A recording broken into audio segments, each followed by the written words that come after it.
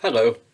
This is a sermon preached on Conference Sunday to mark the 200th anniversary of Methodism in New Zealand.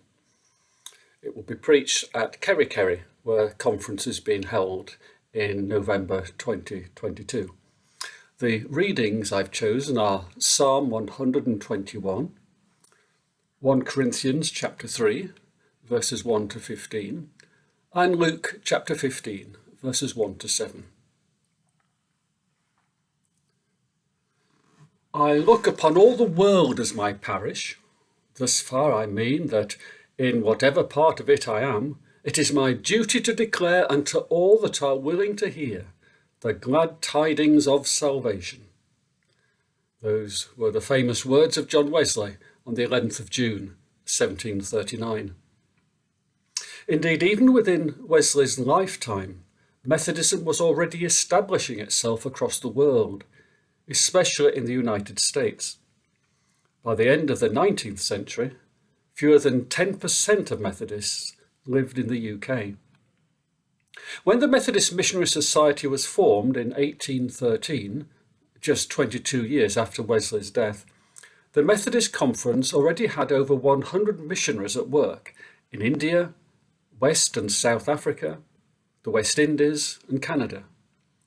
The society was formed to support and promote what enthusiastic lay people had already spread around the world. By 1850, 1/3 of all churches in the United States were Methodist. By 1870, the Episcopal Methodists were supporting 3,000 missionaries across the United States, reminding us all that mission begins at home. But even when missionaries knew the life expectancy of West Africa was less than a year, they still went, husband and wife, to share their Methodist faith. A hallmark of Methodist missionary activity was to educate Indigenous youngsters whose health was accustomed to the climate and who could bridge the cultural colonial gap. Schools were set up in the 1830s in Argentina, Brazil, and Uruguay, quickly followed by Mexico, China, Germany, Italy, Korea, Japan, and Zimbabwe. Maori were being trained as missionaries to Maori by 1845. Methodism spread well among people facing danger and uncertainty, such as miners, seafarers, soldiers. These groups were often instrumental in spreading Methodism around the globe, especially discharged soldiers after the Battle of Waterloo. During the American War of Independence, Methodist membership doubled. It was said revivals became more frequent than battles. A similar thing happened a century later during the American Civil War. Besides where lives were in danger, Methodism spread most rapidly where the ground had been turned over by social turmoil, such as in the new industrial towns of northern England, rather than the settled rural parishes of southeast England. Methodism also took root easily in the turmoil of emigration. Methodism was adaptable and light on its feet. They could meet in a cottage or barn, no need for clergy at every meeting, no need for a bishop before authoritative decisions could be taken. Women also could take the lead. Methodism also spoke the language of the farmhand, shopkeeper, and soldier, who comprised the majority of the colonial population, and its style also spoke to the indigenous world, still ruled by the power of the story, rather than the hiss and thump of the machine. Methodism didn't just spread among people facing danger and uncertainty, however, but also among those who were looking to change their lives. People who were enthusiastically searching for new possibilities, be that emancipation from slavery, workers' rights in the industrial cities, or those who had emigrated to new lands. Methodism seemed to be a new, less hidebound way of doing church, surprising though that might be today. Methodism embraced all the world and welcomed all people. It also claimed all of life, from the beginning of faith and the new birth, through a life of sanctification or growth in holiness, right to the very end and the concept of holy dying. Each stage was important. Each stage was invested in. Each stage was celebrated. The journey headed towards a death free from anguish, uncertainty and fear. At one time, inspiring stories of Methodists dying in faith were published to encourage the faithful. Wesley's own death and his memorable deathbed proclamations of faith served as a prime example of heroic Methodism. There's a phrase you don't hear very often. Heroic Methodism. But if we can't feel good about ourselves on our 200th birthday, when can we? Becoming a Methodist wasn't an end in itself. It was a lifelong journey that was intended to take you somewhere. Class meetings were hugely important in encouraging life to be a spiritual journey, giving a sense that you were going somewhere, rather than just a static sense of, I subscribe to the doctrines, or I belong because I was born into it. Methodism appealed to people on the move, be that the pioneers on the American plains or the discharged soldiers of Wellington's army searching for a new home. Wherever Methodism pitched its tent, the familiar characteristics of Wesley's Methodism were to be discerned. Passionate preaching, passionate singing, passionate self-discipline, passionate zeal to share the good news. The early settlers brought the Methodism that they had known at home with them and transplanted it among their new surroundings within the colonial settlements. They were lay people establishing a new life in a new country, bringing with them the comforts of home, part of which was their Methodist faith. Their chapels, hymns and committees were unmistakably uprooted from Cornwall or Carolina and planted in their new soil. The missionaries were different to the settler Methodists. The missionaries intentionally engaged with the indigenous population rather than minister to an expat community. Often they would deliberately go where no European settlers had yet established themselves. Missionaries would learn the local languages, translate hymns and the Bible, sometimes codifying languages which had had no written form.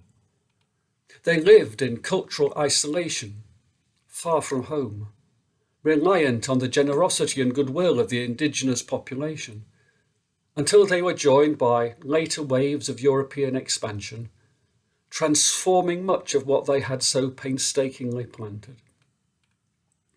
But whatever cultural clothes they put upon Wesley, underneath it was still the same John Wesley and his strangely warmed heart.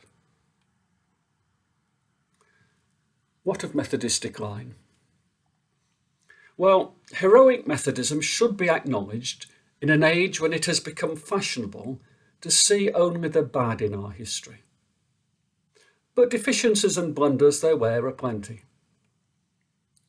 We feel our religion deeply as Methodists.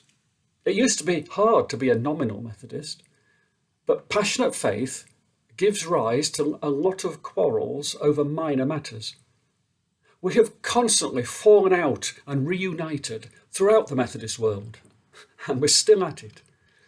Some of the arguments we would still consider today to be matters of genuine concern, such as the power of conference over the local church, and the rights of lay representation, the meaning of ordination, and the keeping of slaves by some American Methodists.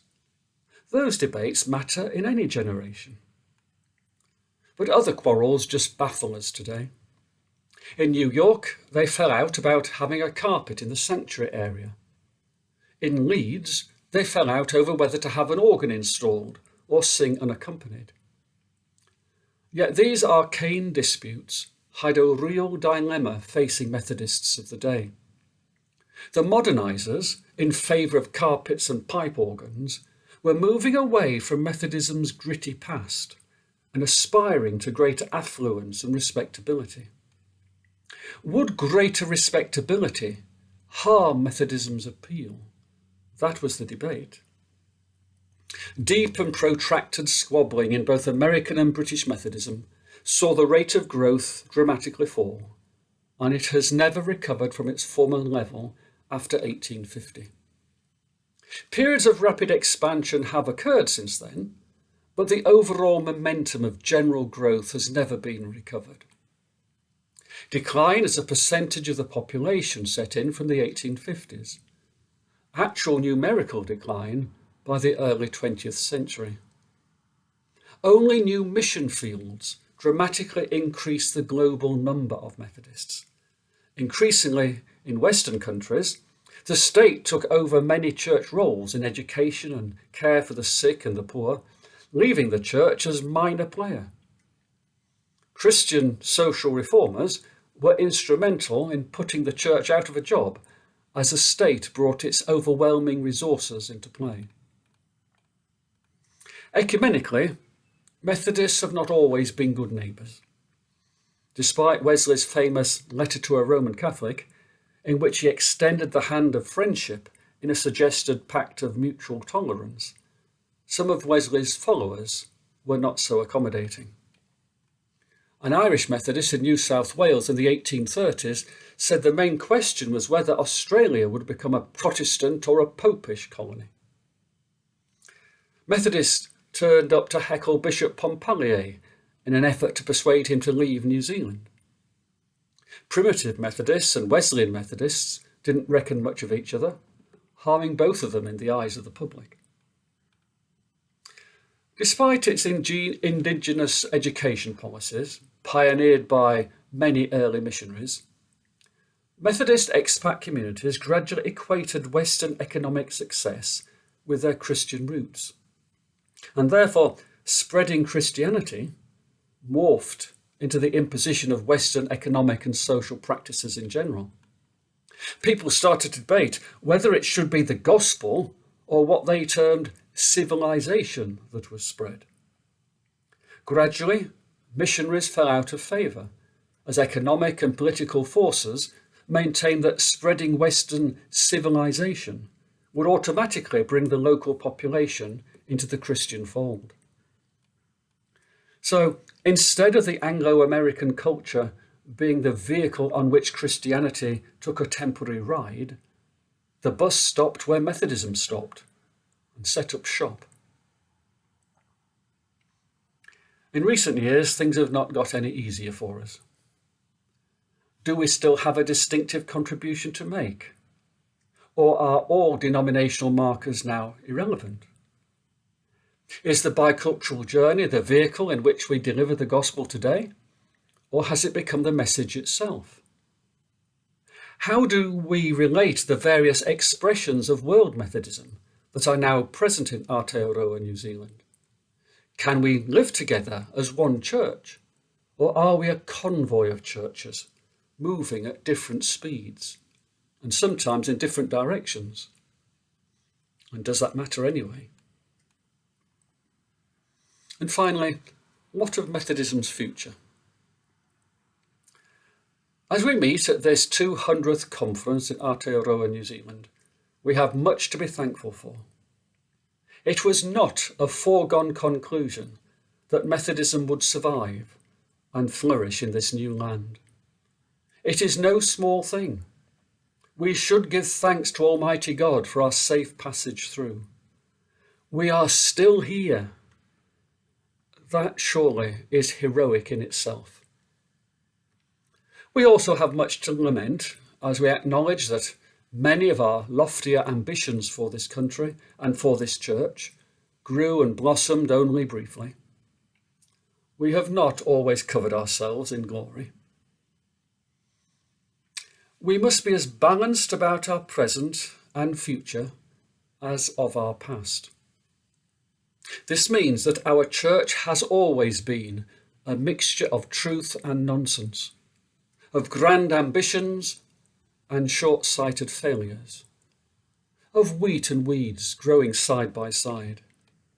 It was always thus, and the New Testament recognises it.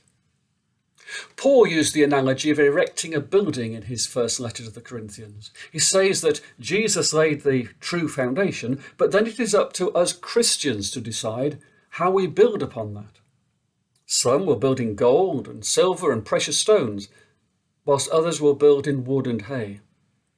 And significantly, we may not be able to discern the difference until the final judgment, when all is tested as by fire. In other words, we won't even be able to agree which is the wood and the hay and which the gold and silver. Even discerning what is worth saving from our past and taking into the future will be another cause for disagreement and division. God alone knows the true worth of what we do, but by God's grace, we will carry on and build and sow and reap in the hope that some harvest will ultimately be gathered in. Do I have any hope for the future of Methodism in this land? I could answer that by giving my personal assessment, for what it's worth, of various parts of our church family and make some educated guesses about their future viability, but that would not take us very far. In all honesty, studying church history is no foundation for securing hope for the future. It is a miracle we are here at all. So where does my hope come from? It comes from God, as I lift my eyes to the hills, whence cometh my help. My hope is not in any part of us, but in God's grace alone. For grace isn't something we do at all. It is something we receive, as the parable of the lost sheep makes plain. All we have to do is to get ourselves lost. In our complex world of competing philosophies, alluring worldly treasures, and difficult moral choices, it is easy for any one of us to take a wrong turn in life and go ignorantly along a false path towards a happiness that isn't there. Any one of us can face the whirlwind when our lives crash down around us and all seems lost. Any one of us can know what it is to stand among the debris of our dreams, our past scattered like refuse at our feet. Church history is full of such tales. The lost sheep is not the most valuable or the friendliest, the youngest or the oldest, the smartest or the cutest. It is just lost. The sheep plays no part in its rescue. It doesn't even walk back to the flock, but is carried by the shepherd. Grace is about what the shepherd does, not about the sheep. All we hear about the sheep is that it is lost, and having 99 safely in the pen does not make the 100th too unimportant to find. May that be Methodism's hope. No one is deemed too marginal for grace. In this overwhelming, unmerited love of God, I find my hope. As Charles Wesley's hymn puts it, Thy sovereign grace to all extends, immense and unconfined. From age to age it never ends. It reaches all mankind. Throughout the world its breadth is known, wide as infinity. So wide it never passed by one, or it had passed by me. May that grace that warmed the hearts of John and Charles Wesley long ago not pass us by today. For that is our hope, our future, and our destiny. Amen.